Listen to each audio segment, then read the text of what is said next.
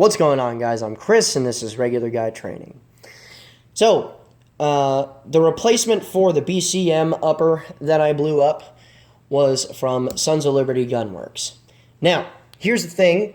I got this upper not because I have anything against BCM. I just wanted a different thing to review. So, I went ahead and got this guy to replace that SOCOM profile upper that got blown up by an overcharged PMC round. And I tell you what, I've been very, very impressed. There is a long list of pros for this individual upper, and I got a couple of cons, but they're not huge, depending on who you are. Now, let's start with the stuff that I like. First and foremost, the most important thing, this guy has been utterly reliable. Now, here's the deal. Generally speaking, I end up cleaning my guns around 2, sometimes 3-ish thousand rounds. We're at about 4,500 without a cleaning on this upper, right? And all I've been doing is adding lubrication to it. You can actually see, okay, it's beginning to just kind of leak out of the receivers and contaminate everything that it touches. So, I mean, you can see it quite a bit better on that. But it's not because I'm trying to test its reliability or durability or whatever. I've just been lazy lately. So it's not, it's no crazy test that I'm trying to do. But I have noticed that in the last 4,500 rounds, this guy has done absolutely amazing. It has been typewriter reliable. Well, I can't say that all the way. I can't. I had a couple of hiccups with it.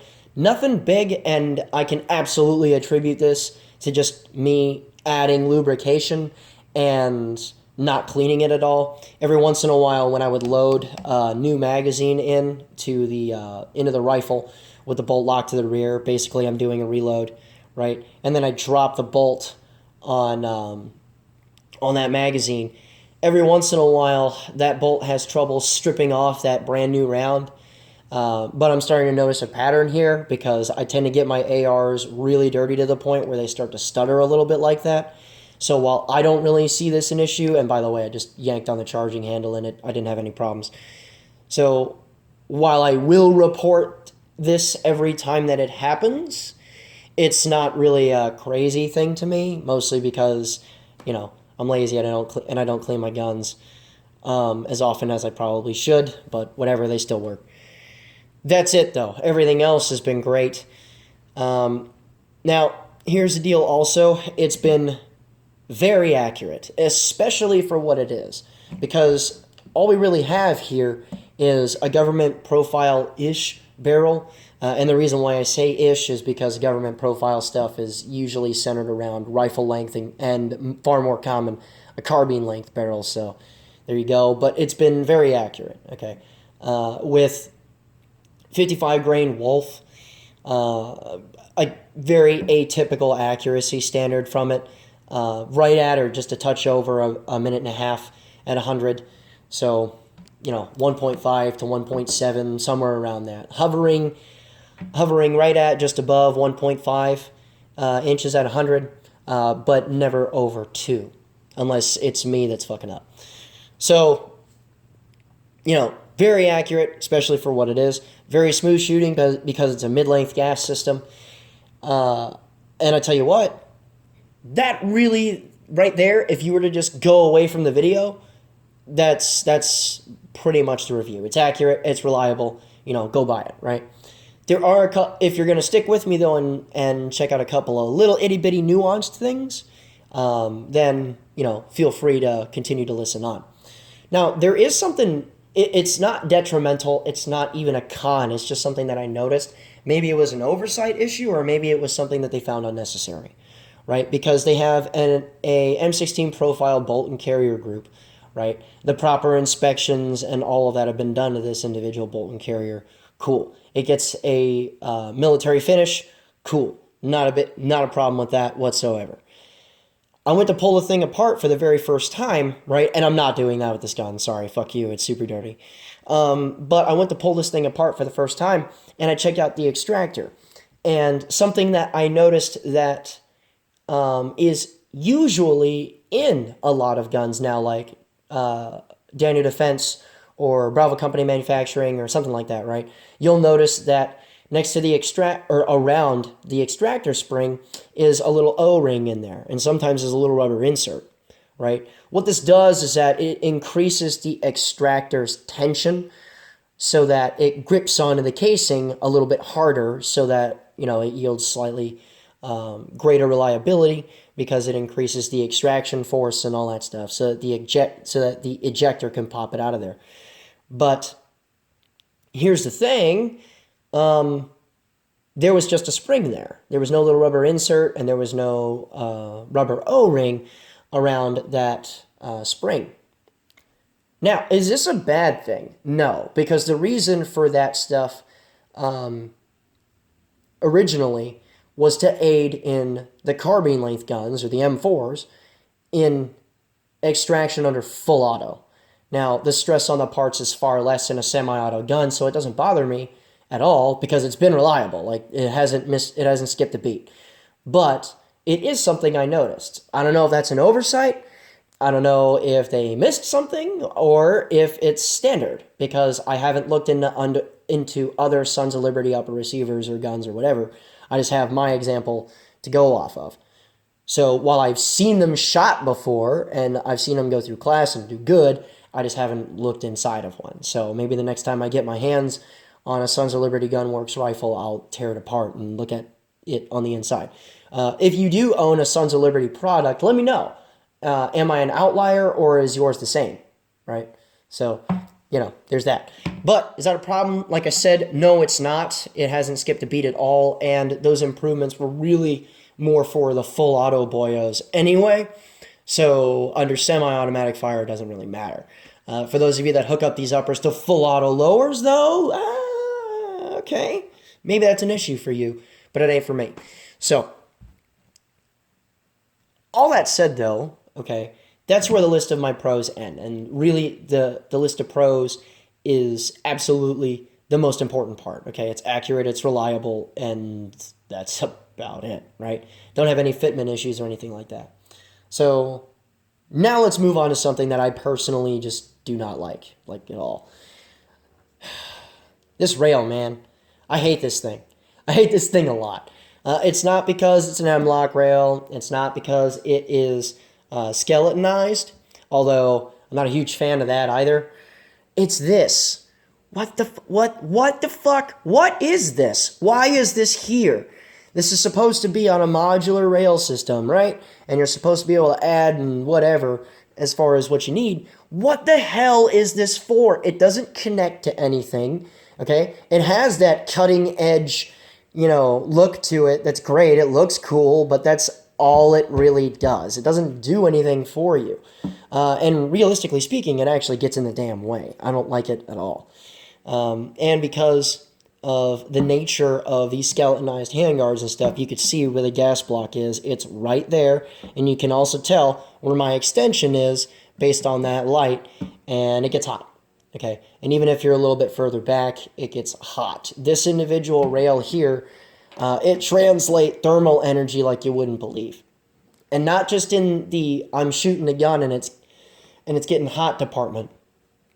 Also, when it's cold as shit, okay, my hands are just forever in their pockets. Okay, I'll pick I'll get my hands out of my pockets, shoulder the rifle, do what I got to do, put the gun on safe after running through my little process, and then hands right back in my pockets. The thermal energy that is transferred into your hands is unreal, man. You pretty much have to wear gloves, rain or shine, heat or cold, because this is barely a handguard. Okay. So I'm not a huge fan of this. I have seen guys come out and use like rubberized panels. I'm probably going to do that, or I'm going to rip this guy off, and I know this is $1 billion, but I will probably end up ripping this off and throwing a Geisley or something like that on. Sorry, it's just not my thing. I don't like this guy. I don't like this rail at all. But realistically speaking, you don't know what you don't like until, you try it. So it's whatever. I thought I was going to like the rail a little bit more. That's really it, though. And really, that's subjective. There are some guys that like the rail, and that's great. I just don't at all. So, whatever. Couple more things, and they're not. I'm actually done with the cons. Couple more things. This was an option. What's kind of cool about their little website is that you can tailor your upper to a degree. They have optics for sale there. They have sight systems for sale there. I ordered a different set of iron sights with this. It ended up just scattered onto different guns and stuff. But I ordered a set of irons. Actually, a set of fixed Danny Defense irons. They ended up onto a different project because glass, so whatever. But I ordered the gunfighter comp and the charging handle straight off of their website, which is great because you could either go to several different websites or just do a little bit of one-stop shopping right there. So there's that. What's kind of cool about the upper as well is because it's free float and it's got a monolithic upper and all that, and monolithic 12 o'clock rail. You can do all kinds of ninja-fied crap to it. For instance, I figured that I was going to dabble a little bit in the offset optics department. I can tell you this right now: it's kind of heavy, but it's centered. So okay, cool. And oh yeah, by the way, this lower right here is from the very first rifle I ever bought. Yeah, it was a DPMS, and yeah, I got ripped the fuck off. I paid like $1,200 for a giant piece of crap. But this is my oldest lower, obviously, and well over 120-ish thousand rounds have been fired with a whole bunch of different uppers on this lower right here, and it really just kind of reinforces what I was saying earlier about how earlier on in the channel's life where I was just kind of talking about, a lower's a lower's a lower unless you're trying to build a sniper rifle, right? Because I can still bust this thing out and hit targets at 3, 4, and 500 yards. You guys saw me swinging dueling tree plates at 100, no problem at all. Yeah, it's a little wiggly between the upper and lower receiver, but it's not really that big of a deal in all honesty. Unless, again, I'm trying to build a sniper rifle, so it's whatever. I'm just going to wait until the pins try and wallow themselves out or until the takedown pins just don't stick anymore and they still stay there for the most part. I got to push pretty hard just to unseat that pin. But I'm going to ride this thing until the wheels fall off, and it's lasted for quite some time now. I mean, since like 2009. So there you go. But as you guys can tell, I'm pretty much rambling at this point. I will say this, if you guys want to come out and learn how to use your individual rifle. Oh, wait, before I get into self-plugging mode, the very best thing about Sons of Liberty Gunworks, and I forgot about this, the very best thing about them, especially to the freaks of nature that train their asses off, guys like me that shoot very high volume and stuff and hand off their guns to students, if you break something, you shoot out a barrel, you crack a bolt, whatever, right? Shear a bolt lug, it doesn't matter. If you break something on their product, they will replace it. That's fantastic. Okay, that's absolutely fantastic because what it tells me is that this upper receiver is going to be in my house for the rest of my life. Okay, because I know if everything else fails, I have the logistics to support this, to support my individual training, and from that point forward, pretty much any other rifle that I have is expendable minus the Valentine's Day gift. Okay, so that's amazing. I'm really glad that they as a company decided to offer that to people because while few will take advantage of that, the few that do are the guys that need it. So that's awesome. So that's pretty much all I have to say about this product. If you guys want to come out and learn how to use your rifle or pistol or whatever, classes are posted on my website. I'll leave a link for that in the description below. Now, our class prices are cheap as hell. They really are. They're $200 a piece. But, again, if you're that freak of nature that heard that last good point about the Sun's upper here and was like, damn, that's me, well then if you go to the Patreon page, you'll find that for $35 a month, you can take as many classes with us as you can, period. So long as you're signed up as a $35 a month member, you can absolutely abuse that system. That's what it's designed for. right? It's for guys like them. It's for guys like you that really throw your heart and soul and come out and train as often as you can. So that offer's out there. However, if you want to just throw anything at us, it doesn't matter. I don't care if it's a one-time deal for a nickel. I don't care if it's $1 a month. I'm truly appreciative of it. You guys have stuck with your favorite content creators and stuff, so it isn't just me, but you guys have stuck with your favorite content creators and stuff on YouTube throughout the adpocalypse. And really, in all honesty, for some that depend on YouTube specifically to bring bread home and stuff, you've saved a lot of those guys, okay? And it's not just gun guy stuff either. It's conservative channels as a whole. It's a lot of gaming channels, that kind of deal. You know, hell, sci-fi channels are getting hit by this shit. So for those of you that participate in that with me or anyone else, I want to say thanks to all of you, okay? Especially for the badass year that you guys have given me. Now, lastly, if you want to go ahead and join up with our Facebook page, you can go ahead and join that discussion. I'll leave a link for that in the description below.